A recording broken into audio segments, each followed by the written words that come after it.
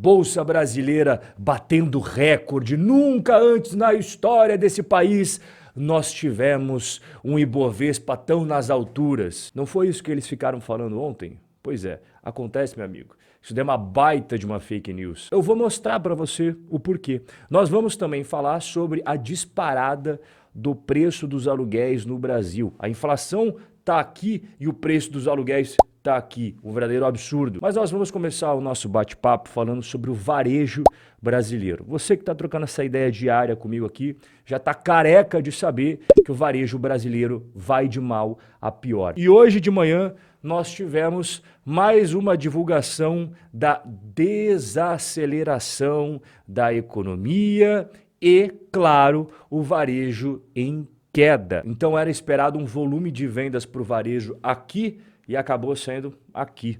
Esses são os dados mais fresquinhos referentes ao mês de outubro e que foram divulgados hoje de manhã, confirmando a expectativa de atividade enfraquecida em outubro, novembro e dezembro desse ano. Eles só esperam uma recuperação do comércio para 2024. Cá entre nós, eu sinceramente não sei se vai ter essa recuperação. Eu torço que sim, porque aqui tem na jogada milhares de empregos, várias micro e pequenas empresas. Então eu torço para que sim exista essa recuperação, mas garantir que ela vai acontecer, bom, aí já é outra história. 9 em cada 10 brasileiros querem mudar de emprego. Essa foi a pesquisa mais recente divulgada aí, a insatisfação dos brasileiros com as suas ocupações. Inclusive, eu gostaria de saber de você, se você está satisfeito, se você não está satisfeito. Enquanto você escreve a resposta aqui embaixo, eu vou trazer quais foram as principais razões para essa insatisfação. O ponto mais citado foi a falta de oportunidade de crescimento. Em segundo lugar, vem a liderança tóxica. Em terceiro lugar, salário baixo. E em quarto lugar, clima organizacional ruim. E já que a gente está falando de emprego, empresas, vamos falar de uma das maiores empresas estatais do mundo, que é a Petrobras. Ela resolveu inovar, mas não é no campo dos investimentos em óleo e gás, não. É no campo da moda.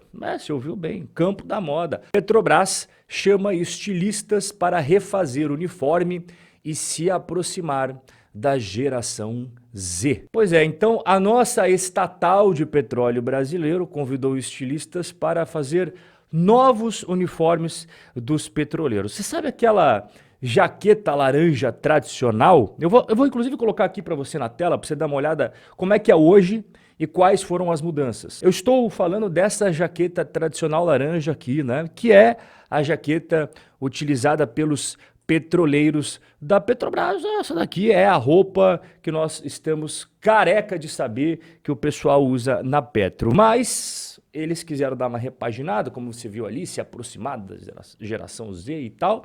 E aqui estão os novos modelos. Pois é, então você está vendo aqui os novos uniformes dos petroleiros da Petrobras aqui na sua tela. Você vê que de um para o outro tem variações, tem até esse daqui que é um pouco mais simples do que os outros em relação aos desenhos. Olha, eu sou da opinião que cada pessoa tem a liberdade para usar o que ela bem entender. Agora, nós estamos falando aqui de funcionários que utilizam tradicionalmente essa roupa. E o maior interessado nessas vestimentas são eles. A única pergunta que eu faço é o seguinte: eles foram consultados para saber se eles gostaram disso ou não? Mais do que nunca tem que saber se quem vai usar quer usar aquilo ali, está satisfeito com aquilo ali ou não. É simples assim. Bom, quando a gente fala de estatal, não tem como a gente falar de governo, né? Os dois estão juntinhos, um coladinho com o outro. E aqui saiu um levantamento muito bacana.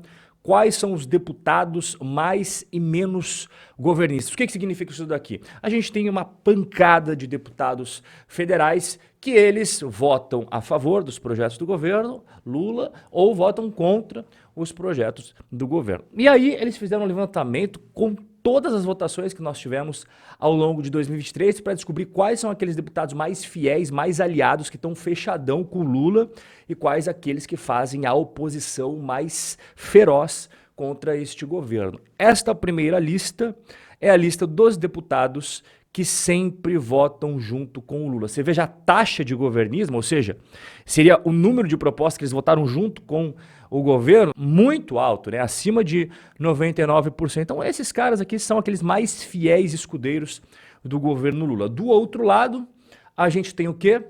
Nós temos aqueles que fazem oposição de verdade. Eles nunca votam junto, salvo raríssimas exceções. Você veja que a taxa de governismo, ou seja, o número de vezes que eles foram junto com os projetos do governo Lula foi bem baixo, né? Então você percebe claramente que nós temos aqui, de um lado, o PT e o PCdoB sempre presentes aqui do ladinho do Lula, por razões óbvias, né?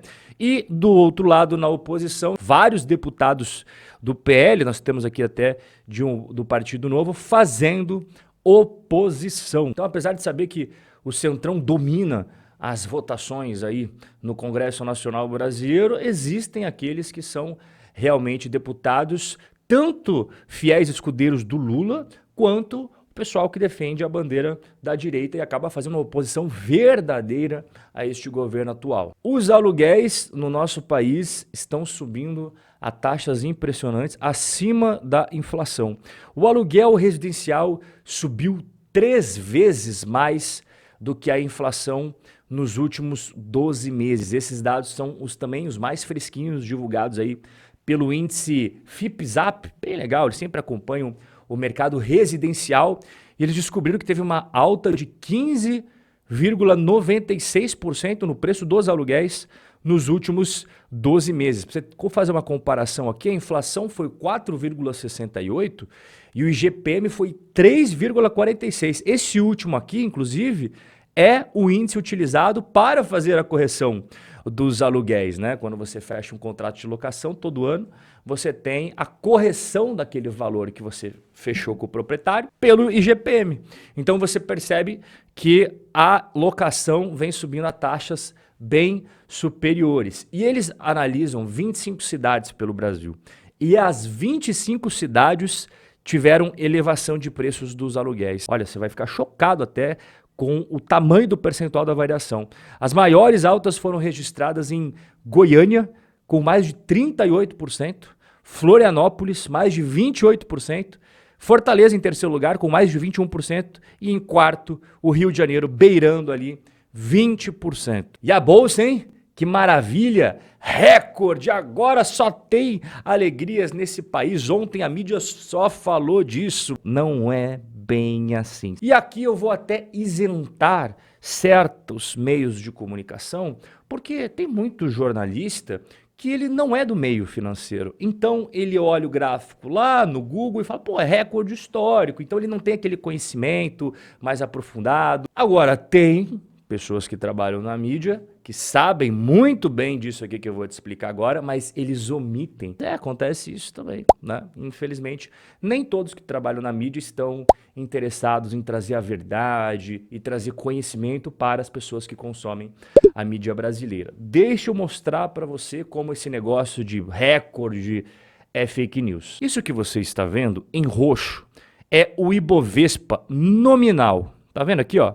Então, o pessoal falou, aqui é o recorde histórico. Agora, se você pega o índice Ibovespa, esse mesmo índice, dolarizado, a história é bem diferente. Você tá vendo aqui em azul clarinho, ó, desde 2008 até o momento que nós estamos conversando agora, o Ibovespa dolarizado só caiu. O índice dolarizado, que elimina as flutuações do real, afinal de contas, a nossa moeda brasileira só vem se desvalorizando. Então não podemos varrer para debaixo do tapete o fato de que a nossa moeda, ela tem perdido valor a cada ano que passa. Então o índice dolarizado, ele estaria em 26.751 pontos hoje, 40% abaixo dos 44.367 pontos que alcançou no seu pico. Ou seja, muito longe do recorde histórico. Mas vamos pegar por outra forma de comparação,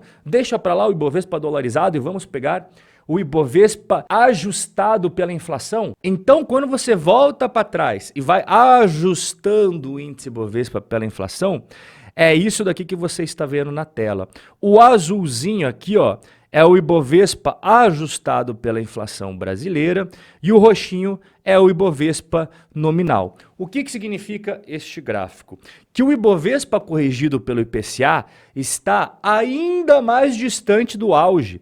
Os patamares ajustados pela inflação oficial mostram o índice Ibovespa 45% abaixo do recorde de 15 anos atrás. Portanto, se a gente for fazer uma análise honesta, isenta e imparcial, a gente tem que sempre levar em consideração ou o Ibovespa dolarizado ou o Ibovespa deflacionado. E independente qual dos dois você resolva utilizar, você percebe que está muito, mas muito longe de qualquer recorde histórico. E assim nós terminamos o nosso bate-papo de hoje, dessa sexta-feira. Aproveite o final de semana para descansar, curtir com a sua família, com os seus amigos. Fique com Deus e a gente vai se ver na próxima semana aqui nesse mesmo lugar. Forte abraço e até lá!